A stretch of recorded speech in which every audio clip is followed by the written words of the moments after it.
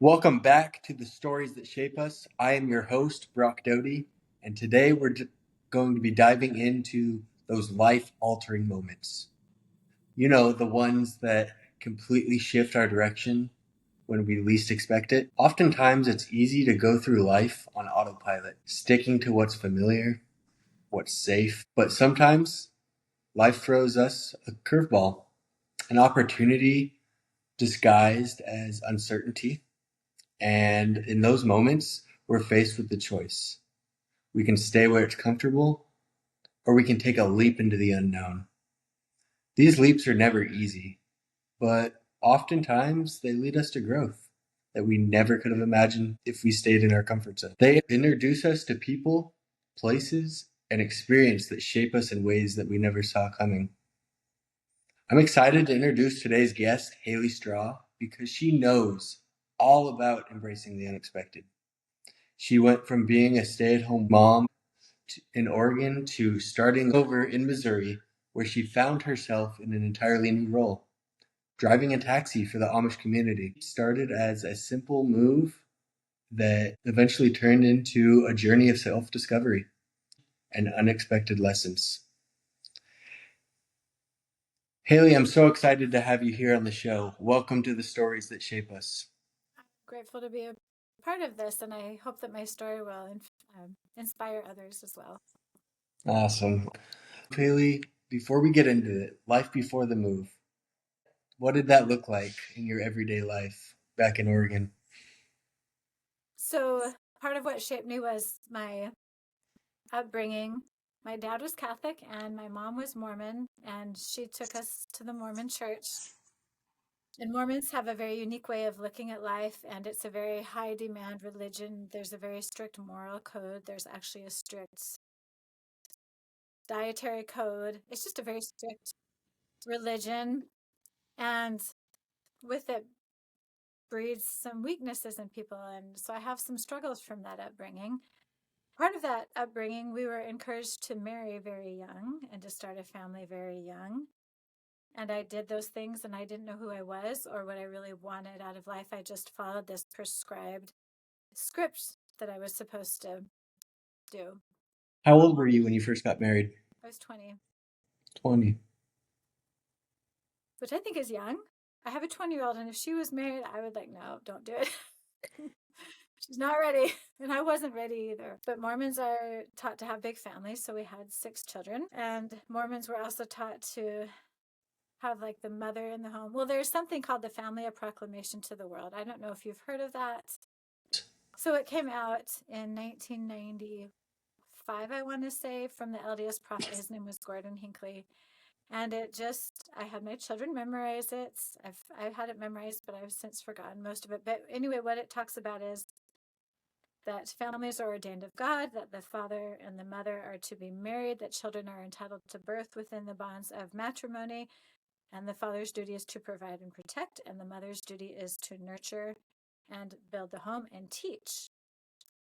So we lived that, and my husband struggled to provide hardcore, so I got very, very, very creative in ways to feed us, and we had a wood stove in our home to heat our house, and we lived very simply. And I was determined to stay at home and raise my children because I wanted them to have our values, not the world's values, not the government school's values, but our values. And I felt like that was our job to instill those values. So I kept them home. And that was pretty much life in Oregon. Very hands-on mom. We went to the library, the park. My parents lived close. I taught them to cook and clean, and they worked right alongside me. So they really do know how to work and have all those domestic skills, I guess. The boys and the girls. That was pretty much our life in Oregon. It was a struggle because it was really hard on us financially. The decision to move across country is obviously a huge decision and a huge undertaking within its own. Was there a specific moment that made you say, okay, it's time to go, time to leave everything I know in Oregon and to head out to the Midwest? So we were in poverty, and we actually ended up living in my parents' basement. My dad had this wild hair. He was in Hawaii. He got way too much sun, and he came back and he's like, Haley, you and your sister, Like, you move out of your house into our house, and your sister will move into your house. And we are going to move out of our house into another house that we own to save taxes because we want to sell it, but we've got to live in it for 2 years if we don't want to pay the property or the capital gains taxes. So my parents had this 4,000 square foot house. We had 5 kids. We're like, yeah, okay. So we moved into their big house, and then we were still there after the 2 years work. We had 6 kids. They moved back in. My husband wasn't working. We were still in abject poverty, just really struggling to scrape by. Our marriage was falling apart. People in our church that I had attended since I was 5, they were concerned with how we were homeschooling our children and how I was doing home birth and how we were using natural means to keep our family healthy. They were really concerned. So they called Child Protective Services on us. And so we were having that, and they're not very helpful or very understanding in most cases. And they weren't in our case. And so I was like, there has to be a change. We can't stay in this place. Maybe moving away would be a good thing. So I was on this, it was called the LDS Freedom Forum, and it's for members of the church who want to understand freedom and who question things, not only who question how our country operates and how it's supposed to work, but also questions maybe even the LDS religion. So I was on there one night, just really troubled because we had all this opposition, and I was on the forum, and there was a man who lived in rural Missouri, and he's like, I feel inspired to crowd fundraise for a house for a family in need. If he invited people in the forum, like, if you feel like that would be your family, shoot me a message. So it was 3 a.m. I had my little girl, she was a year and a half, sleeping next to me. And I thought, I've got to get up and I've got to do this for my children. So I sent him an email, and he sent me a message back by the next morning. And he said, okay, we will pick your family. We will crowd fundraise for a house for your family, and you can move to rural Missouri down to 1,500 in the middle of nowhere. I'm like, yes. Coming from Portland, Oregon, right? Coming from Portland, Oregon. Vastly different value system, vastly different culture. Did not care. Yeah, it was a shock, but sometimes things have to change, and you just have to have a shock and get out of Yeah. the comfort zone. So I didn't tell my husband this until the house was secured. And then I'm like, I'm moving, you can come or not, but I'm taking the kids. Our marriage, is we have to change. So that's how we ended up in Missouri. And my kids were mad at me. Most the Oh, older ones were very mad at me. But we had to. We can't keep living like that. yeah. Right? I bet a change always comes with mixed emotions, right? And so I guess, were you more excited or were you more afraid when you first arrived in Missouri? And how did you handle those emotions and navigating 6 children's emotions as well as your husband's? Well, I was not afraid. So let me tell you a couple of things. So having Child Protective Services come after us and having me have to study what our freedoms are and figure out how to protect my family from something that could be potentially very dangerous for my family, I learned to stand up, and it awakened something inside of me that I didn't know what was there. Growing up Mormon in this role, in this box that I was supposed to fit in, I thought, I have to be submissive, quiet, obedient, don't question, just do my job and shut up. And that awakened something in me where I'm like, no, maybe I don't have to do that. So I was excited for the opportunity. But have you ever heard the idea that when the pain of staying the same becomes greater than the pain of change, we change? Okay. So it was more painful for me to stay the same than it was for me to change. So I was ready for change. And my kids, some of them cared, some of them didn't. My husband was like, why are you doing this? And how old were you at this time? Who, what? How old were you at this time when It you was 10 decided years to? ago. So I Well, was, that's all right. You don't need to yeah, tell in me. my It's okay. 40s. I'm in my In your 40s now. I was in 30s. my 30s. No, that's fine. Yeah, so we So moved. It you'd wasn't been long. married with your husband for a while. You've We've been had married for 6 kids at 22 this years, point. 23 years. Yeah. Wow. How But did this affect your family dynamic with 6 kids? Was like everybody on board or was there some resistance? they didn't have a choice. Yeah. The kids. So they, the little kids didn't care. They just, as long as mom and dad were there and taking care of them and whatever. So So you land in Missouri, and how did you eventually find your purpose in Missouri? You went from homeschooling in Oregon to now driving a taxi for the Amish in Missouri. Those are two very completely different worlds. How did that opportunity come about and what drew you to it? So when we moved out here, I was looking for resources for cheap food because I was really, really good at getting a lot of food and feeding our family for next to nothing out in Oregon. So I needed that here because neither of us had a job, right? We just moved here and just so a friend of mine in the church, she offered to take me to the Amish community that was about 15 miles away and to take me to an Amish store. So I went there and then I went back on my own another time and I drove my big pickup truck and my neighbor and a few of our kids.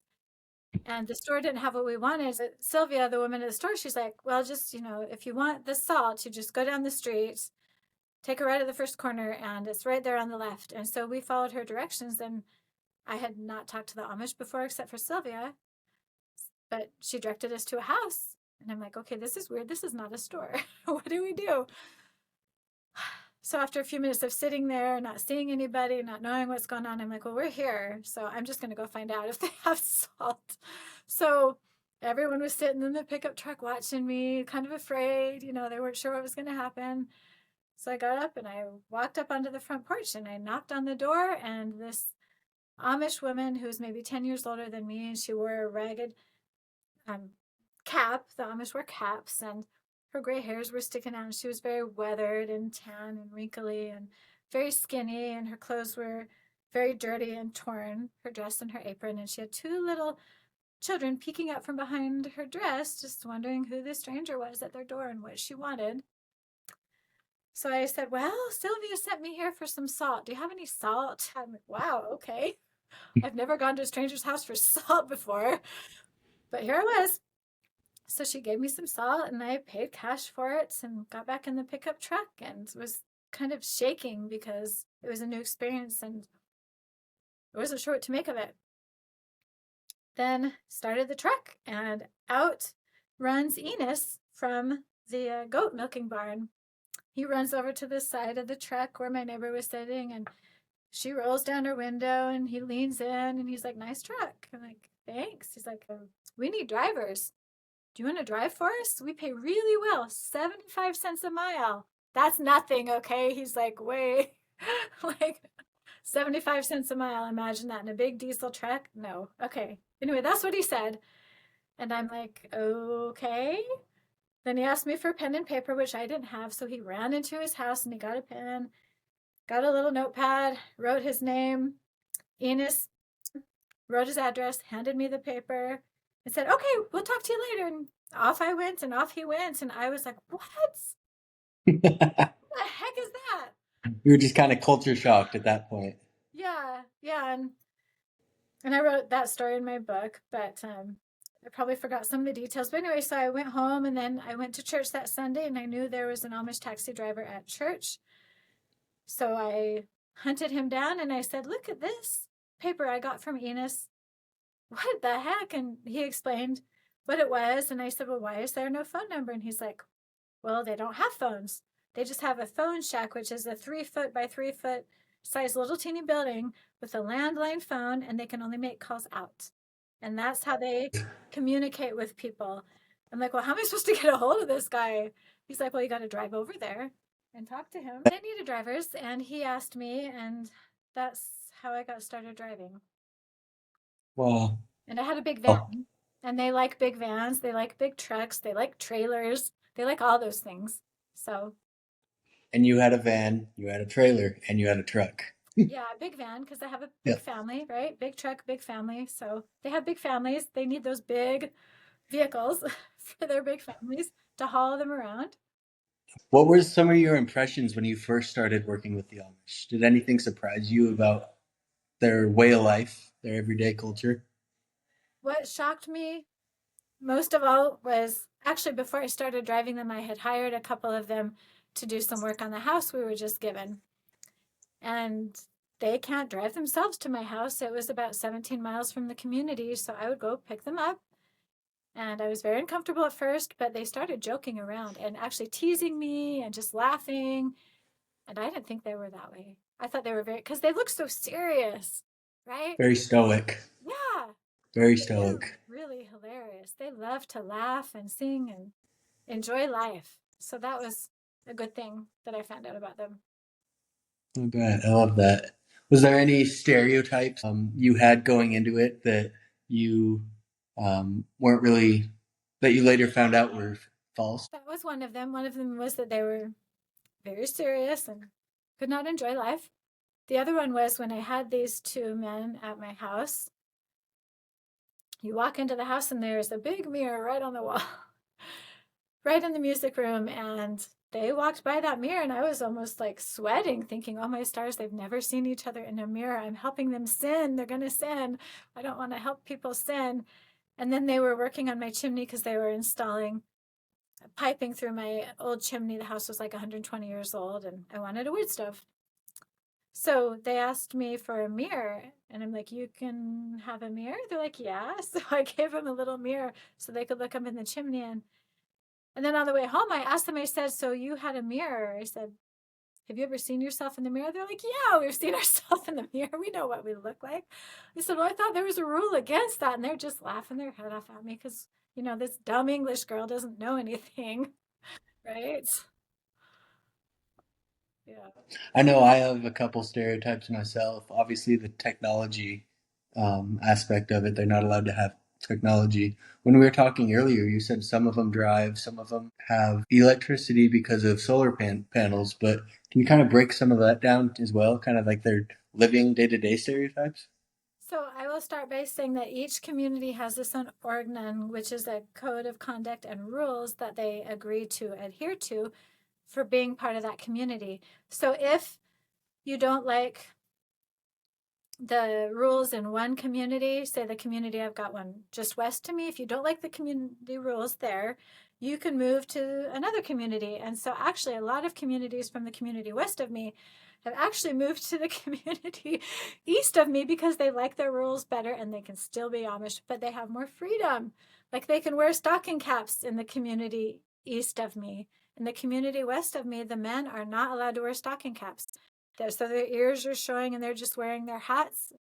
It's funny. So the rules dictate what they can wear, like as far as colors and length of the shoulders, length of the dresses, width of the hats, how many buttons, or can they even have buttons? The ordinance dictates what style of house they can have.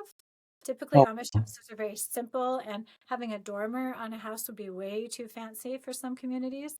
It dictates whether they can have battery powered tools or not, what kind of like gas they would use to light their lights. Like some communities only use kerosene, some communities are allowed to use propane, and then some, like you mentioned, are allowed to use battery powered by solar, and they can have lights in their house that look similar to the lights we have in our house. It's crazy. Oh, and the buggy size and the wheels, and it's just endless. Any rule you can think of is probably in their ordinance. it's their rule book for life, It is. literally. Well, they go over it every 6 months and they vote on it and they can amend it. So in this community to the east of me where I've got my farm, they didn't used to be able to wear stocking caps. So then all of a sudden I'm seeing all these guys wearing stocking caps. I'm like, what happened? You guys had a meeting, didn't you? Now you allow those. That's funny. My grandfather still to this day he'll wear a stocking cap, and it won't cover his ears. He just sets it right on top of his ears. Like, what's the point of wearing a stocking cap if you're not going to cover your ears? Yeah. I don't know. Keeps his head warm, but not his ears. Yeah, that doesn't make sense to me. Okay. uh, So, yeah. you also mentioned that you were raised in the Mormon faith. Can you kind of break down the similarities that you see within the Amish from being raised Mormon? Are you still practicing Mormon today? So I am practicing, I'm very awake. I realize that there is a difference between the gospel of Jesus Christ and the Mormon church and the corporation. Big difference. So I have to be very careful, right? Or I might get myself booted out. We won't go down that route No, then, I no, no. I guess. mean, yeah, they've loosened up a little bit because a lot of people are questioning a lot. And anyway, but the similarities between the Mormons and the Amish, there are a lot. So actually, when the LDS Church was established in the 1800s, we had our own little communities. And even some here, right here in Missouri, Illinois, Ohio, Mormons were driven all over the place, but they stayed together as communities. And so in their communities, they would have someone that could heal like the Amish do. Like maybe they could do massage or a little chiropractic. There was a Mormon midwife, right? There were Mormons that knew how to set bones and do all those things. And the Amish in their communities, typically they have somebody or a few people that know how to do those things. And they have their own midwife as well. Then the Mormons had their own schools. And when we were driven from Missouri to Illinois, driven out of Illinois, eventually going to Utah, which was not in the United States at the time, the Mormons again built up Salt Lake City. They had their own schools, their own communities, their own way of doing things. And then the federal government came in and they're like, we want to make Utah a state. You can't keep doing this anymore. So that was kind of the end of the Mormons being like the Amish, as community oriented and supportive of one another, because the federal government just said, nope, no more. We're taking over Utah. Can't do this anymore. But the Amish still do those things, and they have their own Interesting. schools and their own fundraisers. And yeah, so the Amish have always been interesting to me, because I wish the Mormons were like the Amish, because the Mormons used to be in those ways, if that makes sense. Yeah. How about modern day Mormonism? Yeah, they're very worldly. So I mentioned CPS being called on us in Oregon. They were called on us by members of the Mormon Church who have known me since I was 5. And the reason they called on me was because I was not mainstream like most Mormons are, because I was home birthing and I was homeschooling and I was feeding my children healthy, and I didn't have a TV in my home when I was, when they were young. None of that happened. And it scared the mainstream Mormons. It scared them. They thought, oh, neglect, something's going on over there. So they've changed a lot, and I don't like how they've changed in that way. So the Amish, Interesting. I'm really drawn to them Yeah, so you can definitely relate to the all Amish. those times. When we were talking earlier, you said that there's been many life lessons and proverbs that you've learned from the Amish by just spending so much time with them. I bet some of that was eye-opening. Was there any lessons or perspectives that they've shared that has changed your way of life? Well, I'll tell you a couple things. So I had this experience where I drove to Wisconsin for a funeral, and I was in the house. Oftentimes, the drivers aren't invited to attend the funeral service, which is about 3 hours. I have, because I had a close Amish friend die. So I did attend his funeral. But this one in Wisconsin, I did not attend. But it was winter, and I was invited into the home where it was warm and they were eating. So I went into the home, and I can never pass up that Amish home cooking because it's the best in the world. And I sat myself on a bench, and I happened to sit myself next to the mother who lost her son, and her son was my son's age. So this young boy died of leukemia. And I could tell the mother wanted to cry.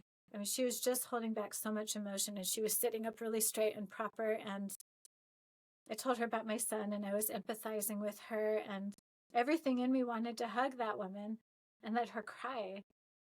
But I knew that in her culture, that was not allowed. She has to just buck it up and accept it as God's will, and she cannot show the emotion. And I think that that is one extreme. And I think the other extreme is how most of us English live. We're like, okay, we're just going to obsess about this forever. It's so unfair, right? Can't get over it. But there's a balance to that. And I've been maybe on the obsessive side. So from the Amish, I've learned that it's okay to grieve a little bit, but then you need to go on and you need to accept that that's God's will, and you need to accept that there's always a gift within every hardship. And so if we can move past that, then we'll find the gift. Does that make sense? Yeah, I'm following exactly what you're saying. You mentioned challenges when you were moving from Oregon to Missouri, and many life changes do come with challenges. What was one of the biggest struggles that you faced during this transition? How did you overcome it? I think it was more of a challenge, honestly, for my ex-husband, because he is not a people person. He likes to stay put, like in his comfort zone, never leave the house. Just, this is what I'm comfortable with. Don't shake anything up. So it was a challenge for me to leave him in that place. But when we moved here, and like I said, there's a lot of Mormon history. in this area, right here in this area. There's just a lot of history in this area. And the particular town that we were given the house in, when I moved here, people kind of surrounded me. And well, they first they stared, right? Because we've got these Oregon plates, we've got this big truck, this big family, we're Mormons. The rumors were going around that my husband had more than one wife.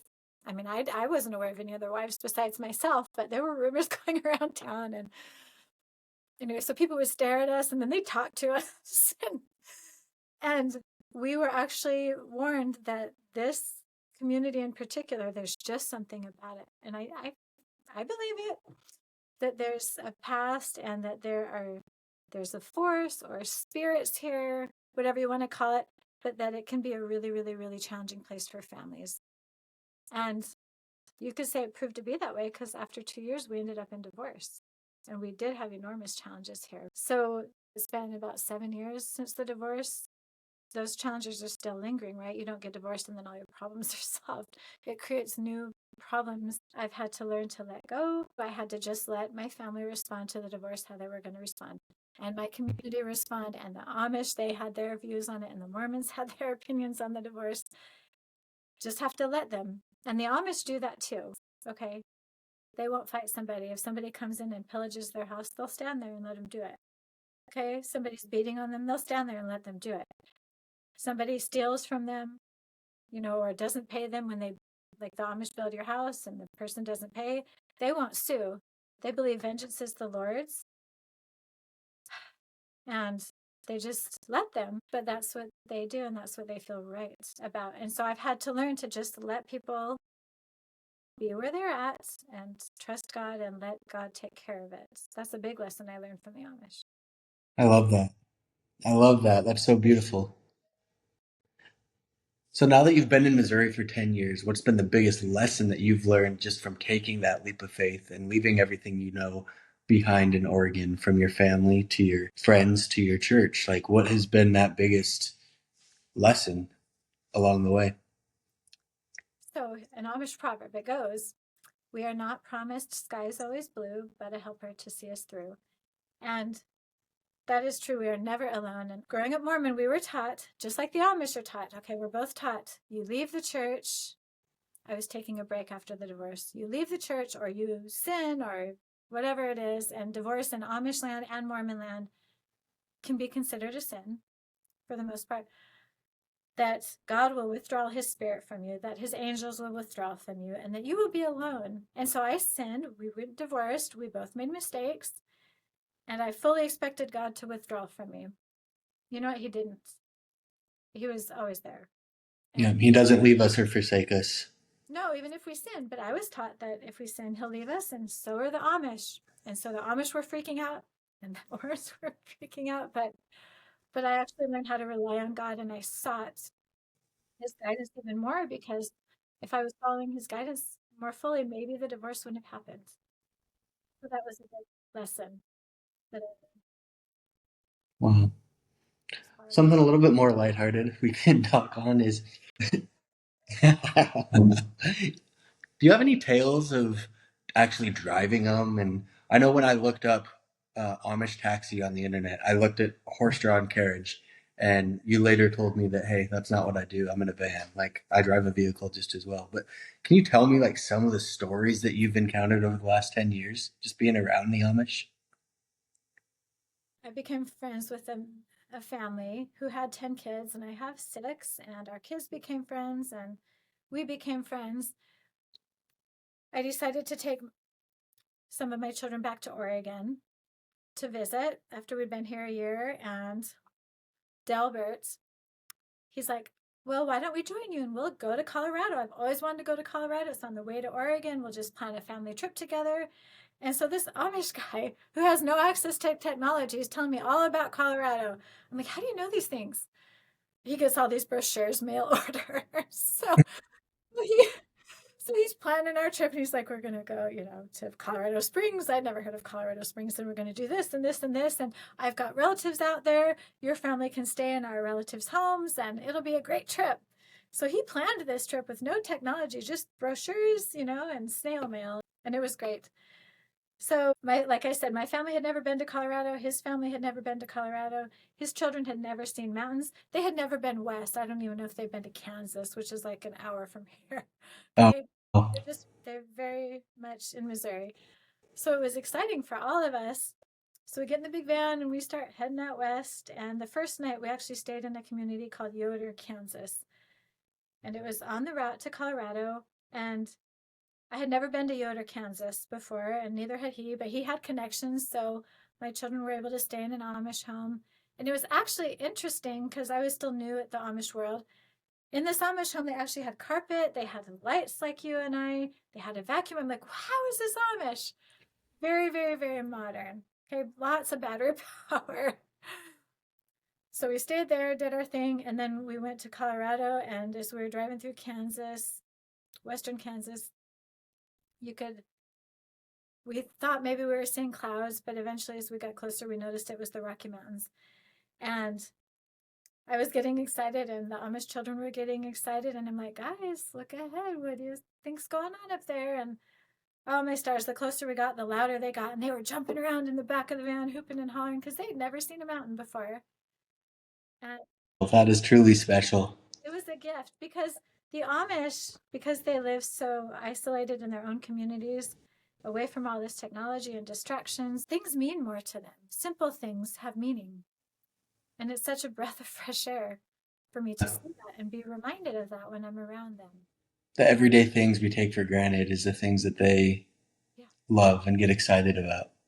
Oh, my stars. Yeah. So I'm so grateful that they're my neighbors and that I can have that constant reminder of what is important. Absolutely. Absolutely. Wow.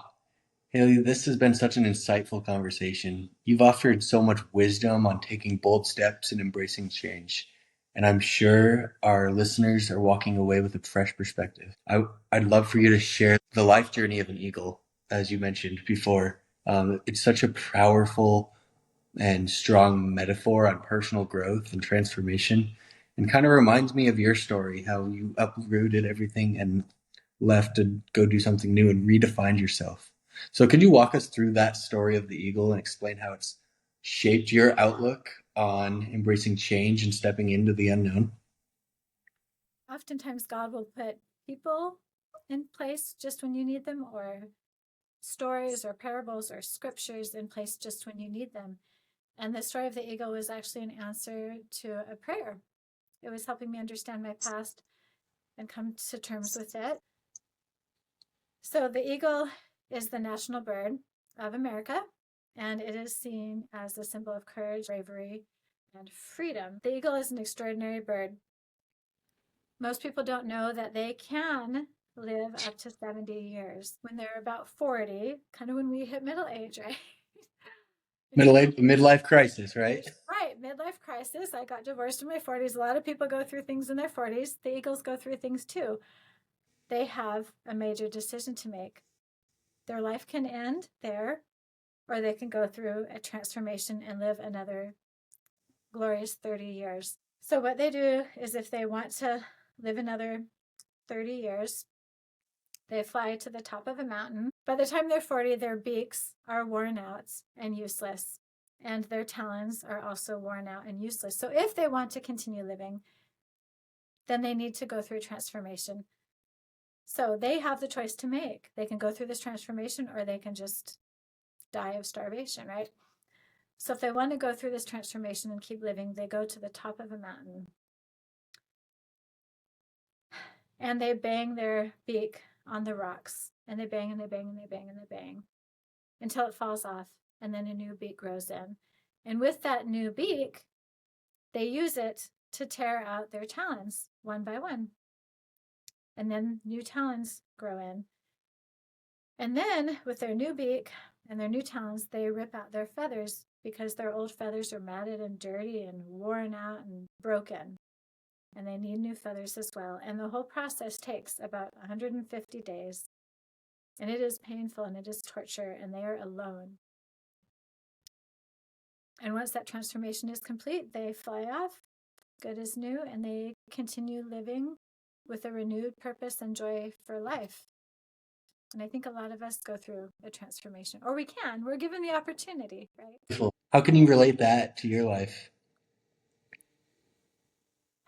I mean, that's what I've gone through, and I've seen a lot of people go through that. And if I can say another Amish proverb, Go ahead. Yeah, absolutely. they're my favorite. Difficulty is a miracle in its first stage, and and we've had a lot of difficulties in our family, and we've seen a lot of miracles. And again, I want to say what I learned going through all of that is that God is always with us. Even Amen. when we're imperfect, or even when we know we're behaving badly, He's still with us. It's the greatest miracle of all, I think. Amen. That's beautiful. Well, Haley, I thank you for taking the time to sit down with me today and just discuss the daily life of what it looks like to be around the Amish and how you embraved the uprooting your family to move and start a new life. I think today's story is a very powerful reminder that life lived outside of our comfort zone can often lead us down some truly incredible paths. So thank you, Haley. I appreciate it. So, for those that are out there listening, do you ever feel like you're just coasting through life on autopilot, but deep down you know you're meant for more? Or maybe it's your job, your environment, or it's the way you feel right now because it's comfortable, it's predictable. Maybe there's this little voice in your head that keeps whispering, "Is this really it?" Let's be real. Comfort zones are easy, they're safe, and they give us a sense of control in a way. But the truth is, they can also be traps. When we stay in them for too long, we stop growing. And when we stop growing, we truly stop living. The tricky part is the step outside your comfort zone because it is terrifying and it's fearful. That fear, it's loud. You know, it'll tell you every reason why you should stay put. It'll make you question yourself. What if I fail? What if I make the wrong choice? What if I lose everything that I've worked so hard for? Does that sound familiar? I've been there. Haley, have you been there? Oh, yeah. Yeah, we've all been there. And I'm betting that you have too. But what if, just for a second, you flip the script? Instead of seeing fear as a stop sign, you saw it as a green light, a signal that you can be on the verge of something bigger. But what if it was fear that wasn't holding you back? But what if it's actually pointing you to the exact thing that you're supposed to do next? I think of Haley and the story that she shared with us today. Haley had built her entire life in Oregon for 22 years. That's all that she knew. She had her family, her friends, a church, and a lifestyle that truly made sense. Everything that she knew, everything that she was wrapped up in the city of Portland, Oregon. And yet, something inside her kept saying, "There's more out there for you." Most people would have just ignored that voice. And maybe you have ignored that voice before in yourself. It's easier to just push it away, set it off to the side, right? Wrong. You got to keep moving forward and break out of your comfort zone. Don't just stay where it's familiar. Haley could have done that, but she didn't. She listened to that inner voice and acted on it. She didn't know the perfect plan. She didn't know exactly what was waiting for her on the other side of all of this in Missouri. All she knew is that she couldn't ignore that voice any longer, and so she packed up her bags and left. She did what most people wouldn't. She took the leap of faith. She packed up her life with her husband and 6 kids and moved across country to the unknown. There was no guarantee of certainty, there was no guarantee of wealth and prosperity, but just trust. And here's the crazy part, because Haley was willing to take that step, new doors started opening. She had opportunities handed to her that she never could have imagined, growth that she never experienced or she would have stayed in her comfort zone and played it safe back in Oregon. Now, let's bring this back to you. What is the thing in your life that right now that you know you need to do, but fear has been keeping you stuck? Maybe it's switching careers. Maybe starting your own business. Maybe it's ending a relationship that you've outgrown. Or maybe it's a relationship that's holding you back. Maybe it's moving to a new city, putting yourself out there, or finally saying yes to something that's been on your heart for a long time. Whatever it may be, I want you to ask yourself this. What's actually scarier? The fear of stepping into the unknown, or the fear of looking back one day on your deathbed and realizing that you never took the chance? Because here's the thing, there's never going to be a perfect time. There's never going to be a moment where all the stars align and everything feels just right. That's just not how life works. Growth is not comfortable. It's messy. It's unpredictable. And sometimes it's just downright terrifying. But you know what's even scarier? Regret. Regret for the things that you didn't do, the risks that you didn't take, the dreams that you let sit on the shelf because you were too afraid to fail. So if you've been waiting for a sign, this is it. Here's your sign. That pull you feel, that desire for something more, it's not random. It's not a mistake. It's your soul telling you, hey, pay attention. This matters. You don't have to have it all figured out and all the answers right now. You don't need to know exactly how it's going to work out. You just need to know that you need to take your first step. Yeah, it's going to be uncomfortable, but let me let you in on another secret. The best things in life, the moments that change us, the opportunities that shape us, the experiences that make life truly worth living, they hardly happen in your comfort zone. So, let me ask you this. What's your next move? Because fear, it's not a reason to stop. It's the very thing that's telling you to go. You're on the verge of something incredible. Now, are you ready to go for it? Or are you just going to sit in your recliner and wait? Here's the thing I've learned from some of my own experiences in life. I may step on some toes when I say this, but I promise I'm just saying this out of love. But stop playing small. We're not meant to play small. We're not meant to live in fear or settle for the life that we've been handed, but ultimately we're meant to make bold choices and to embrace change. And to trust by doing so, we're becoming the best versions of ourselves along the way. Looking back, I had a professor in college tell me, Brock, go out against the status quo and be a leader by standing up for what you believe in. Because a true leader is one who knows the way, who goes the way, and shows the way. And that has always stood out to me and something that I remember today. At the end of the day, it all starts with you. No one can walk this path for you. No one else can decide to take that first step. Ultimately, it's all up to you. Do you have the courage to follow where you feel called, even where it's not totally clear? And look, I'm not here to sugarcoat anything. It's not easy. There's gonna be doubt, and there will be moments where you start to question everything. There will be setbacks, and yeah, there will be failure. That's a guarantee. But here's what I've learned. These moments, they're not the end of the road. They're the parts of the journey along the way that shape you. When you lean into discomfort instead of running from it, you push through that fear instead of letting it hold you back. And that's when you discover how strong, capable, and resilient you truly are.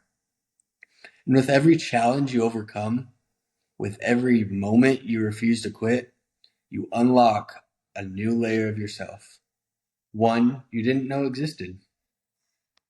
So let me ask you this.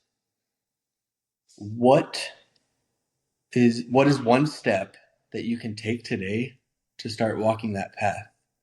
Not next week, not when things feel quote unquote right, today, because your future, it's waiting for you on the other side of that first step. Have you ever felt like making a big change in life is just too much? Like the mountain in front of you is too high, the path is too uncertain, and the risks are too overwhelming? You're not alone. A lot of people get stuck right there, waiting for the perfect plan, the perfect set of circumstances, and the perfect action before they ever do anything. But here's the truth: transformation does not come from one big leap. It comes from small, consistent steps you take every single day. Think about it like this. Imagine you're building something. It just starts with one brick, just one.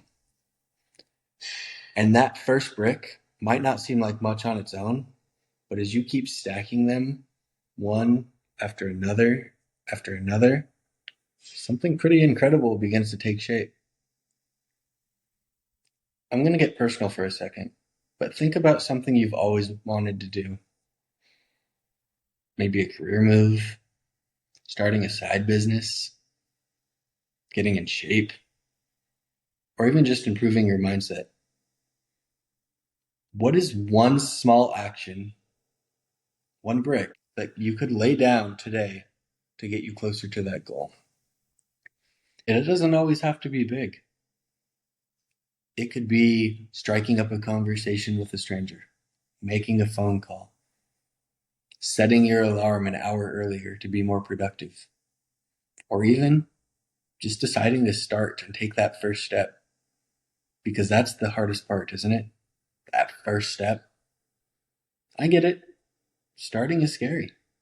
There's no guarantee of success, no perfect roadmap along the way. Again, what is the alternative? To stay exactly where you are? To keep waiting for a sign? To let fear dictate your future?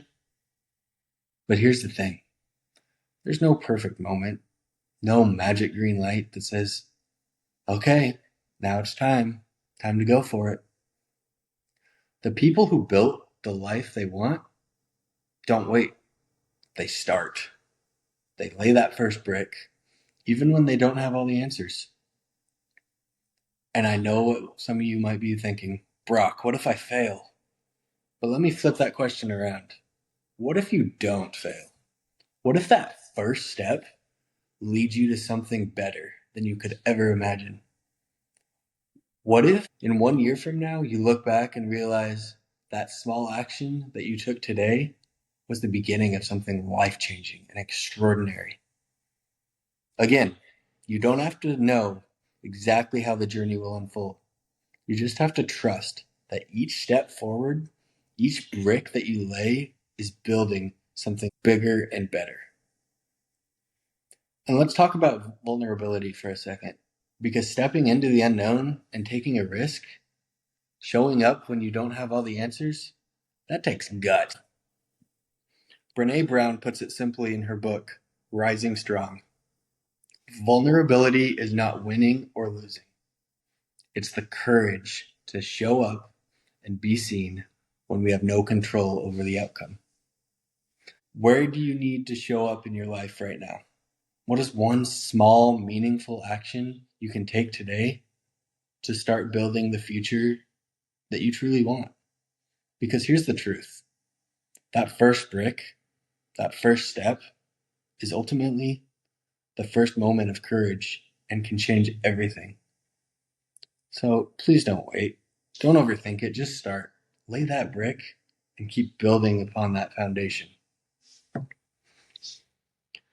You know, God never fails when it comes to giving advice. Because if we turn to Ecclesiastes 31 or 3, 1 and 2, he says, to everything there is a season, a time for every purpose under the heaven, a time to be born, a time to die, a time to plant, and a time to uproot. And that is such a powerful reminder that change, it isn't just inevitable, it's necessary for growth. Every season in our lives serves a purpose, even the ones that feel uncertain, uncomfortable, or completely unexpected. I want you to think about it. How many times have you found yourself in a place where you felt stuck, but deep down, you knew change was coming? You know there was light at the end of the tunnel. Maybe you needed change, but stepping into it, it felt overwhelming. Something new that can feel intimidating often feels like we're uprooting everything that we've ever known and leaving behind comfort for the unknown. But guess what? We don't have to walk through these situations alone. Turning back to God's word, Isaiah 41:10, it says, "So do not fear, for I am with you. Do not be dismayed, for I am your God. I will strengthen you and help you. I will uphold you with my righteous hand." That right there, that's a promise that we can hold on to. When we take those steps to embrace the unknown and embrace transition when everything feels scary, God is right there beside us. He is strengthening us, He is guiding us, and He is making a way even when we can't see the whole picture. And here's something that I want you to think about. What season are you in right now? Are you in a season of planting where you're laying down new foundations and working towards something? Or maybe you're in a season of uprooting where God is calling you to leave something familiar behind and to step into something greater.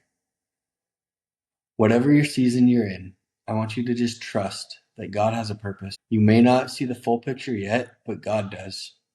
He's always working in the background, preparing you for what's next. So if you're feeling hesitant, if you're standing on the edge of change and wondering if you're strong enough to take that next step, just know that you are. Not because you have all the answers, but because you have God.